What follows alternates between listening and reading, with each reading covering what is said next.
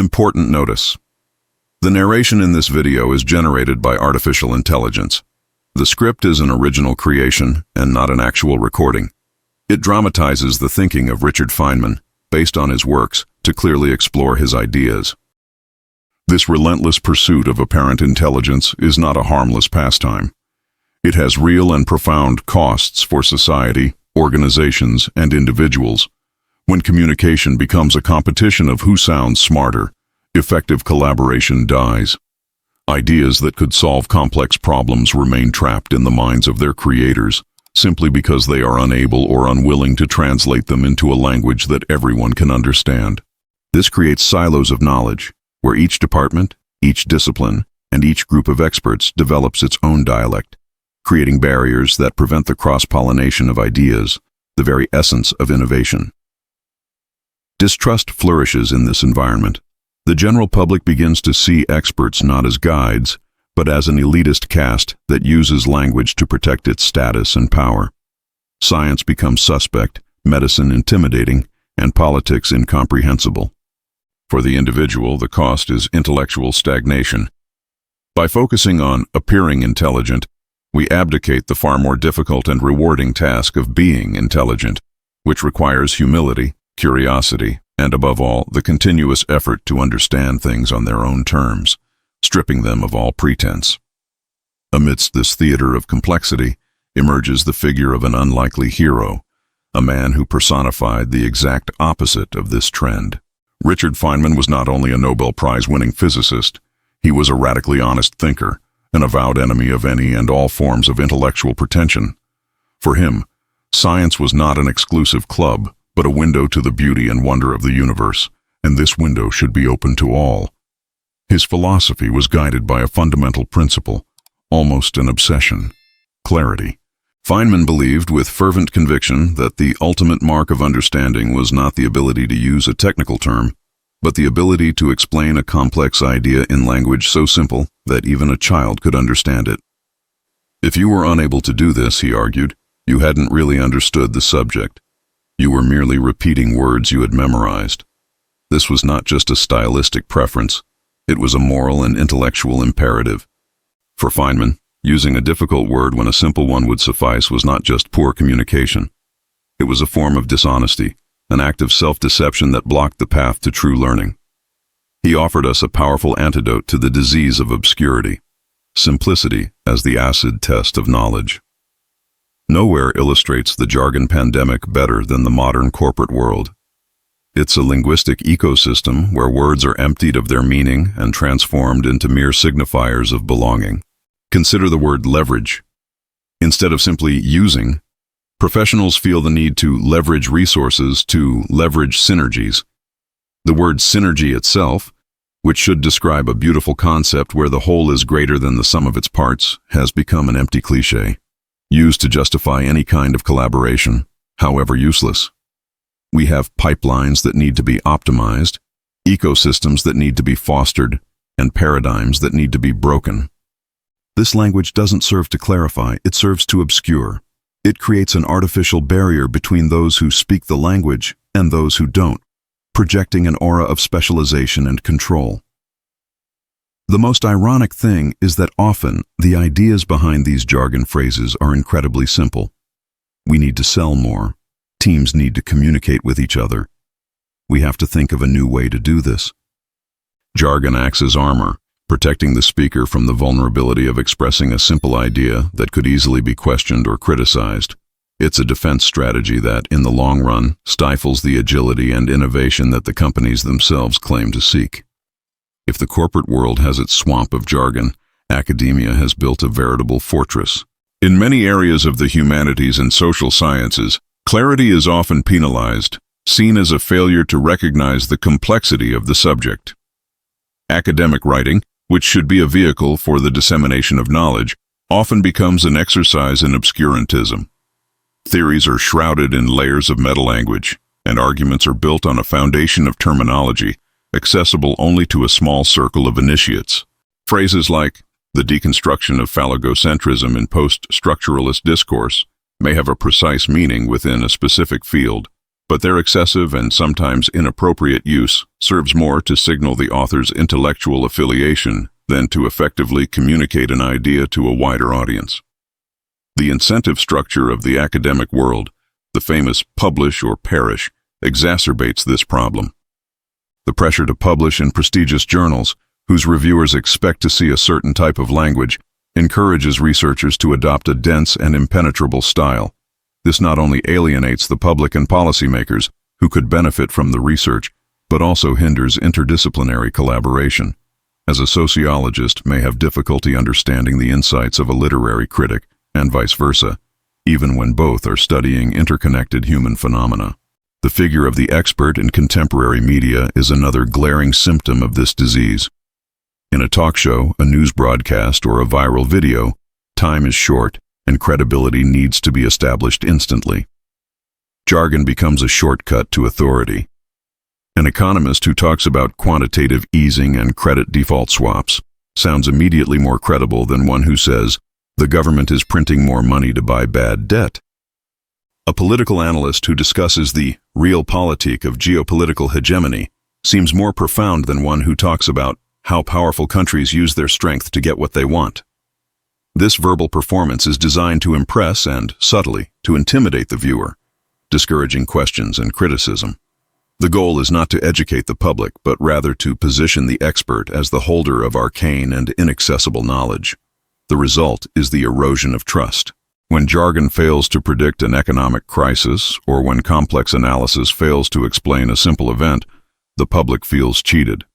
Expertise becomes synonymous with elitism and detachment from reality, creating a dangerous vacuum that is quickly filled by misinformation and conspiracy theories, which are often attractive precisely because of their simplicity and clarity, even if misleading. True expertise, in Feynman's model, should do the opposite, empower the public, not subjugate it. At the heart of Richard Feynman's philosophy of life and science was a golden rule, a principle he considered the foundation of all scientific and intellectual integrity. He formulated it simply and directly. The first principle is that you must not fool yourself, and you are the easiest person to fool. This is not a trivial recommendation. It is a radically demanding command. It means cultivating a form of skepticism that turns first inward, questioning our own beliefs, assumptions, and, most importantly, our own understanding. For Feynman, using jargon or a complex word without fully grasping the underlying idea was the primary form of self-deception. It was the equivalent of drawing a map of a territory you've never explored. You may even know the names of the rivers and mountains, but you know nothing about the actual landscape. Applying this principle means being in a constant state of self-examination. It means having the courage to admit, I don't know, or I don't understand this enough to explain it simply.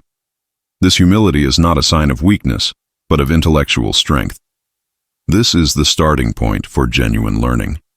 The person who uses complexity as a shield is actually deceiving themselves by thinking they possess knowledge when in reality they only have vocabulary. Feynman's intellectual honesty demands that we dismantle this facade and confront the stark reality of our own ignorance, because it is only from this 0 point that we can begin to build true and lasting understanding. Feynman was a master at illustrating profound ideas with simple, memorable examples. One of his most famous distinctions was between knowing the name of something and knowing something. He told a story about his father, who would take him for walks in the forest. While other children were taught to memorize the names of birds, Feynman's father would say, "See that bird? Its name in Portuguese is tordo, in English it's thrush, in German it's drossel. But even if you knew all the names of that bird in every language in the world, you still wouldn't know anything about the bird itself. You would only know about human beings and what they call it. What really matters is observing what the bird does. Why does it peck at its feathers? Why does it fly that way?" This lesson was fundamental to his approach. He realized that science, and indeed all knowledge, was being reduced to a glorified form of nomenclature. Students learned to label phenomena, energy, inertia, refracted light, without developing any intuition about what those labels actually represented in the physical world. It's a devastating critique of our educational and professional system. Knowing the name of a business concept, like disruption, doesn't make you an innovator. Knowing the medical term for a disease doesn't make you a healer. True knowledge lies in understanding mechanisms, relationships, causes, and effects. It's the difference between being a librarian who knows all the book titles and being a reader who has understood the stories they contain. From his philosophy of clarity and honesty, a learning method so powerful organically emerged that it is now studied and applied worldwide: the Feynman technique. It's not a trick or a shortcut, but a rigorous process for achieving true understanding. The first step is deceptively simple. Choose a concept you want to understand and write its name at the top of a blank sheet of paper. It can be anything from a principle of physics, like general relativity, to an abstract concept, like justice. The second step is the heart of the method. Try to explain this concept in your own words, as if you were teaching someone who knows nothing about the subject, ideally a child. This restriction is key. It forces you to abandon all jargon and technical terminology, as they mean nothing to a novice. You are required to use simple, clear, and direct language. More importantly, you are forced to use analogies and metaphors. How would you explain a black hole to a 10-year-old? Perhaps like a bowling ball on a trampoline that's so heavy it tears the canvas. How would you explain inflation? Perhaps like a game where more and more money is added, but the number of prizes remains the same, making each piece of money less valuable. This exercise doesn't test your memory. It tests your ability to deconstruct and reconstruct an idea from its fundamentals. The brilliance of the Feynman technique is fully revealed in the following 2 steps, which transform a simple explanation into a powerful learning cycle. The third step is the moment of truth. Review your explanation and honestly identify the holes. Where did you stumble? At what point did you have to resort to the original terminology because you couldn't find a simpler word? At what point did your analogy seem weak or inaccurate? These points of failure are incredibly valuable. They are like a map that points directly to the boundaries of your understanding. They are the areas where your knowledge is superficial, based on memorization and not on deep comprehension. A false expert would try to disguise these holes with more jargon. The practitioner of the Feynman technique circles them in red, celebrating them as opportunities. The fourth and final step is to fill in these gaps. Go back to the source material, the book, the lecture, the article, and study again, but this time with a surgical focus on the areas you couldn't explain. Keep studying until you can explain these specific points in simple language. Next, rewrite your original explanation, making it even clearer and more concise. Repeat this process of explaining, identifying flaws, and refining until you have a fluid, simple, and accurate narrative. In the end, you will not only have learned a concept, you will have mastered it. One of the most powerful tools in Feynman's arsenal, and an essential component of his technique, was his masterful use of analogy. He understood that the human mind doesn't grasp the abstract directly. We understand it by connecting it to the concrete, the familiar, what we already know.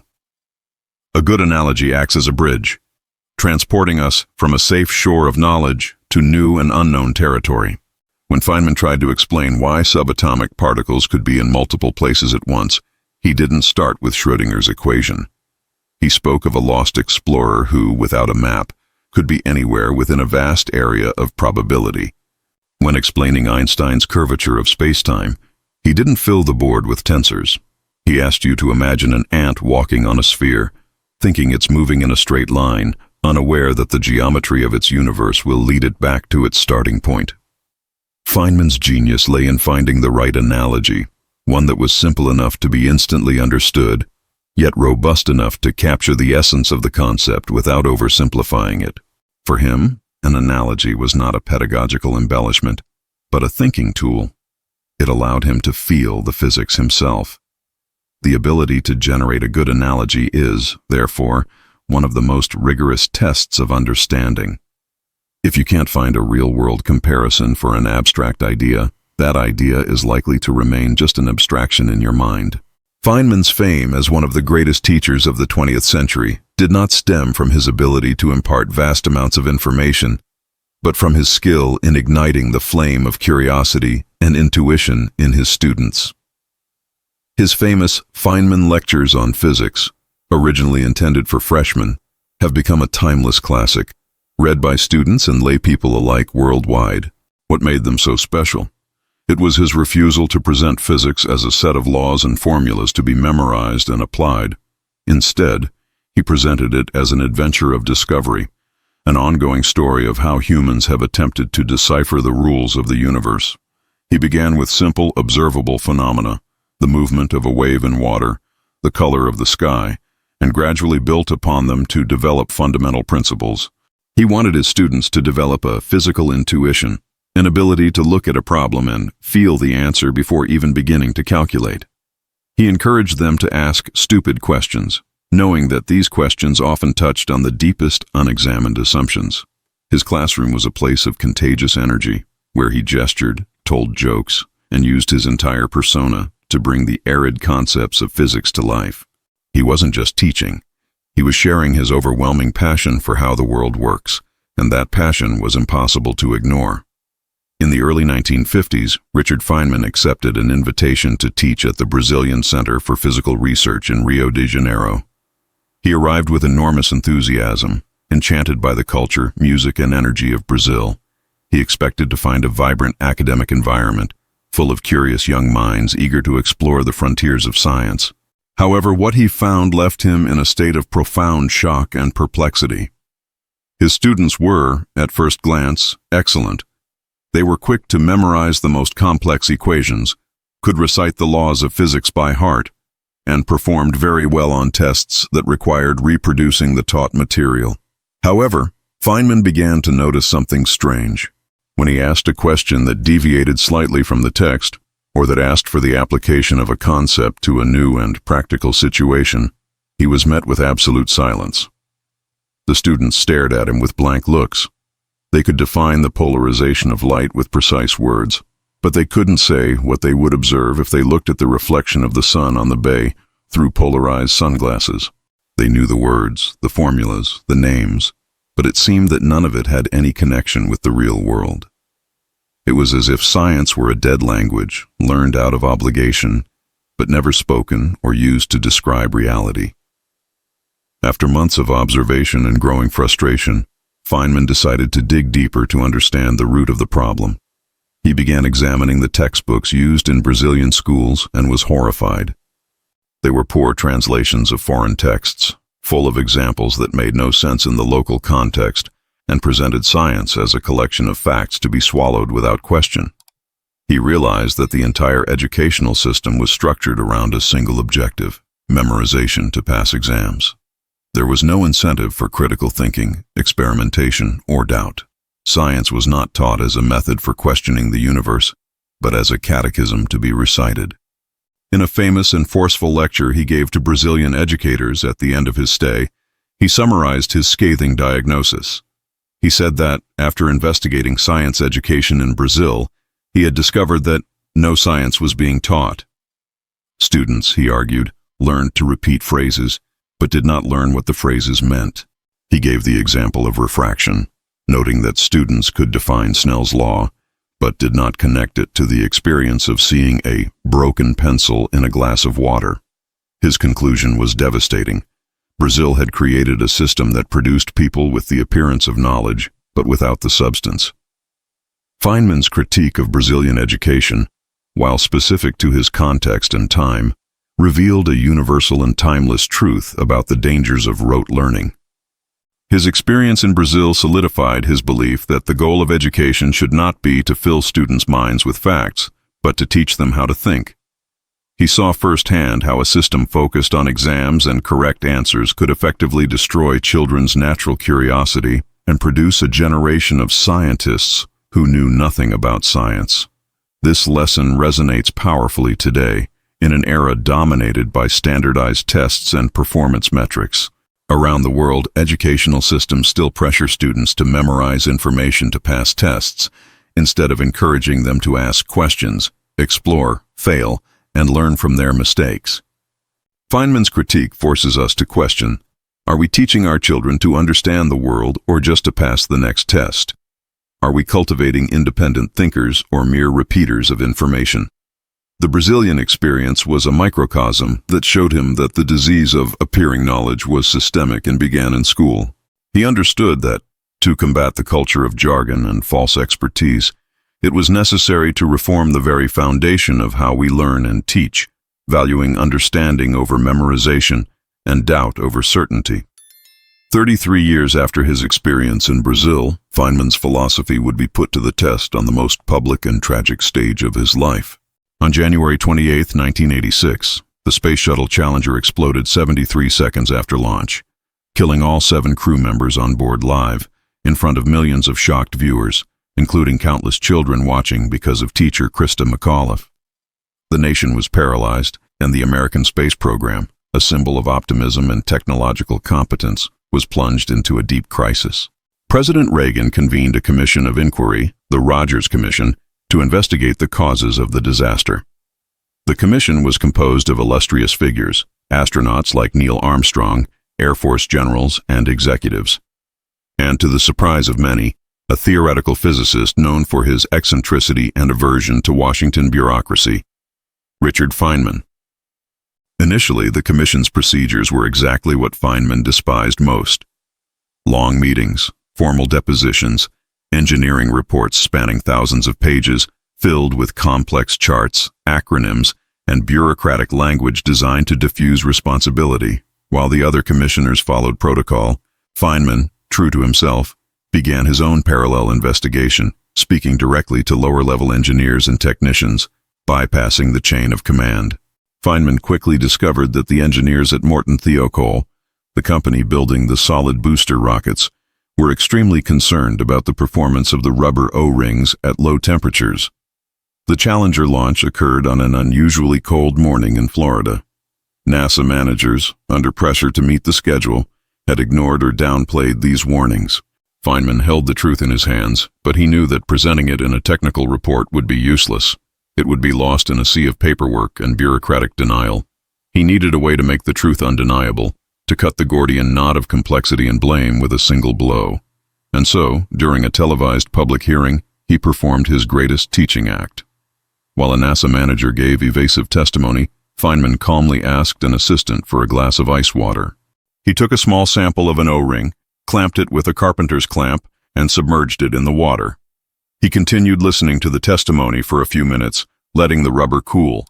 Then, at the right moment, he interrupted, removed the clamp, and showed the committee and the cameras how the rubber, which had previously been resilient, did not return to its original shape. With a simple squeeze, he demonstrated that it had become rigid and brittle. "I believe," he said with devastating simplicity, "that it does not have the resilience it should have at this temperature." The O-ring demonstration lasted less than 2 minutes, but it was the most powerful and decisive moment of the entire Challenger investigation. In a single gesture, Feynman did what months of testimony and thousands of pages of reports failed to do. He made the cause of the disaster viscerally understandable to everyone. He didn't use graphs, equations, or engineering jargon. He used a glass of water, a piece of rubber, and the fundamental truth of physics. It was the embodiment of his life philosophy. He proved on national television that simplicity is not the opposite of depth, but rather the most direct path to it. That act demolished the wall of bureaucratic obfuscation that NASA and its contractors had built. There was no longer any hiding behind complexity. A rubber ring stiffened in the cold and failed. It was that simple. That moment was not just a great piece of forensic science, it was an act of profound moral responsibility. Feynman used clarity as a weapon, forcing accountability and exposing the dangerous culture of self-deception that had taken root at NASA. It was the Feynman technique applied on a national scale. He took an incredibly complex problem and taught it to a child, the American public, in a way that no one could ever forget or dispute. If simplicity is so powerful and clarity so effective, why then do we cling so tightly to complexity? Why do we feel this compulsion to use difficult words and convoluted phrases? The answer lies in the depths of human psychology. In many cases, intellectual pretension is a defense mechanism, an armor we wear to protect a fragile ego. We use jargon as a way to hide our own insecurity, our fear that our ideas, if expressed simply, might be seen as obvious or worse, wrong. Complexity becomes a shield that deflects criticism. After all, it's harder to attack an argument you can't fully understand. There's also a strong element of tribalism. Using the specific language of a group, be it academics, lawyers, or marketing executives, is a way of signaling belonging. It's the secret handshake that says, "I am one of you." Renouncing this language can seem like an act of betrayal, a risk of being expelled from the tribe. Furthermore, there's simple intellectual inertia.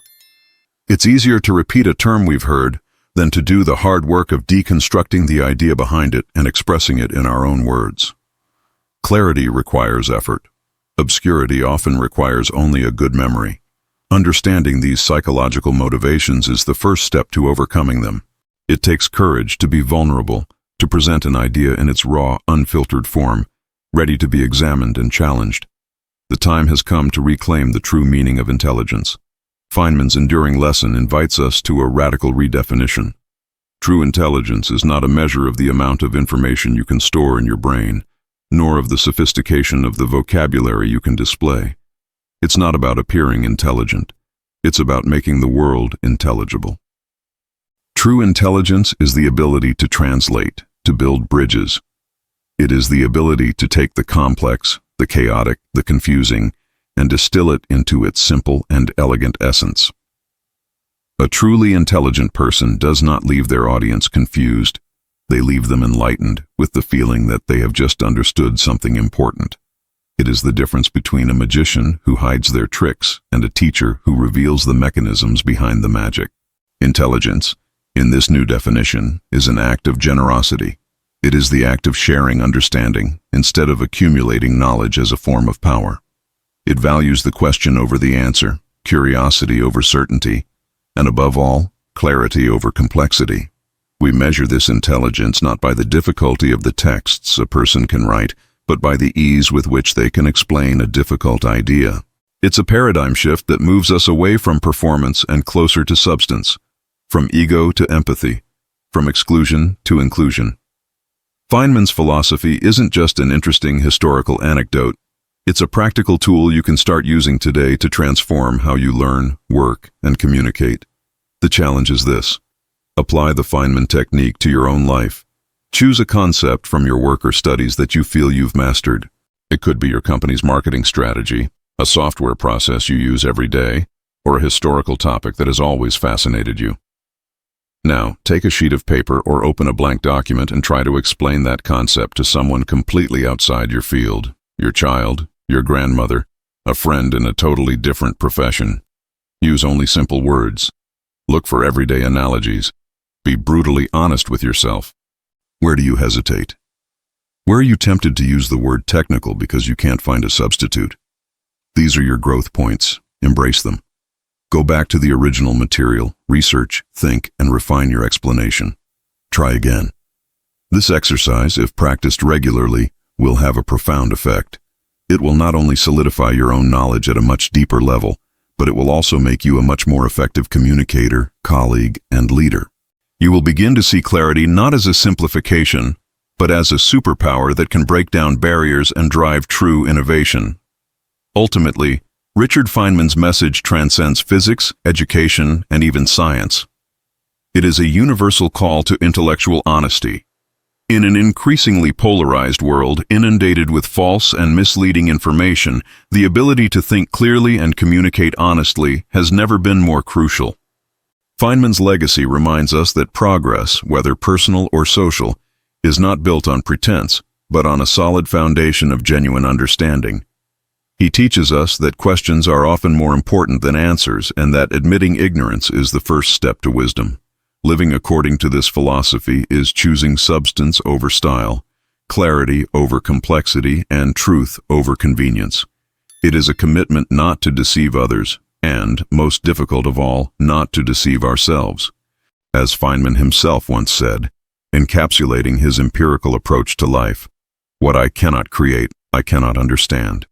May we all strive not only to name and describe the world, but to understand it deeply enough so that we can, each in our own way, help to create it a little better.